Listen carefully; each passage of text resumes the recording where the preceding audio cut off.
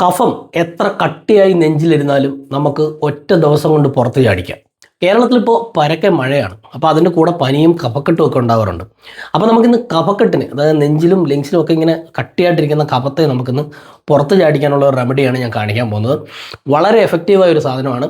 അപ്പോൾ അതിന് കുറച്ച് സാധനങ്ങൾ വേണം. ദാണ്ട ഇത് കണ്ടില്ലേ, ഇത് കുറച്ച് സവാളയാണ്, കുറച്ച് മാത്രമേ എടുത്തുള്ളൂ. അപ്പോൾ നാരങ്ങ എടുത്തിട്ടുണ്ട്, ഒരു പകുതി മുറിയാണ്, ചെറിയ കഷ്ണം ഇഞ്ചി, അതുപോലെ തന്നെ വെളുത്തുള്ളി, ഇത്രയും കറുകപ്പട്ട. അപ്പം ഇത് വെച്ചാണ് ഇന്ന് നമ്മൾ നെഞ്ചിനുള്ളിൽ ഇങ്ങനെ കട്ടിയായിട്ടിരിക്കുന്ന കഫത്തെ പുറത്തെടുക്കാൻ പോകുന്നത്. അപ്പോൾ നേരെ വീഡിയോയിലേക്ക് കിടക്കാം. അപ്പോൾ നമ്മൾ കിച്ചണിലേക്ക് വന്നിട്ടുണ്ട്. അതാണ്ട് ഞാനിവിടെ കുറച്ച് വെള്ളം തിളപ്പിക്കാൻ വെച്ചിട്ടുണ്ട്. അത് തിളച്ച് വരികയാണ്. ആദ്യം തന്നെ നമുക്ക് ആ സവാള അതിനകത്തേക്ക് അങ്ങ് ഇട്ട് കൊടുക്കാം. സവാള ഇട്ടിട്ടുണ്ട്, അതുപോലെ തന്നെ മുറിച്ചെടുത്ത നാരങ്ങ, ഇഞ്ചി ചെറിയൊരു കഷ്ണം ഇട്ടിട്ടുണ്ട്, വെളുത്തുള്ളി ഇട്ടിട്ടുണ്ട്, അതുപോലെ തന്നെ കറുകപ്പട്ട ഇട്ടിട്ടുണ്ട്. ഇതിനെ നന്നായിട്ടൊന്ന് തിളപ്പിച്ചെടുക്കണം. നന്നായിട്ട് തിളപ്പിച്ചിട്ട് എപ്പോഴാണ് ഏത് സമയമാണ് കുടിക്കേണ്ടതെന്ന് ഞാൻ പറയാം. അപ്പോൾ ദാണ്ടെ നമ്മൾ നന്നായിട്ട് തിളപ്പിച്ചുകൊണ്ട് വന്നിട്ടുണ്ട്. ഞാനിപ്പോൾ ഇത് ഗ്ലാസ്സിലേക്കൊന്ന് അരിച്ചെടുക്കാം കേട്ടോ. ദാണ്ടെ ഗ്ലാസ്സിലേക്ക് അരിച്ചെടുത്തിട്ടുണ്ട്. ഇനി ഇത് ചെയ്യേണ്ടത് എന്താണെന്ന് വെച്ചാൽ, നമ്മളിപ്പം ഒരുപാട് ചൂടോടെ ഇതൊരു കാരണവശാലും കുടിക്കരുത്.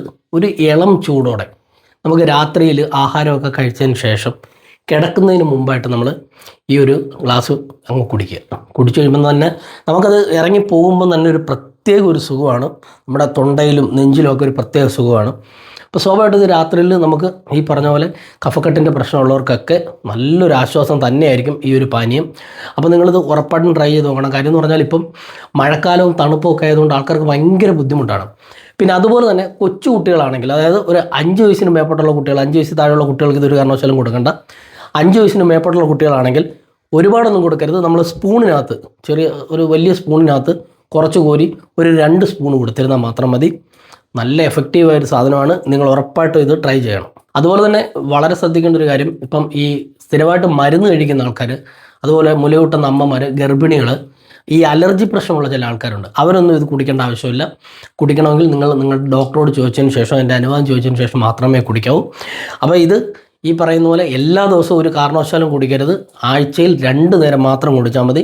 2 ആഴ്ച കുടിച്ചാൽ മതി. നിങ്ങൾക്ക് നല്ലൊരു റിസൾട്ട് ഉണ്ടാവും. അപ്പോൾ നിങ്ങൾ ഉറപ്പായിട്ടും ചെയ്ത് നോക്കണം. ഓക്കെ.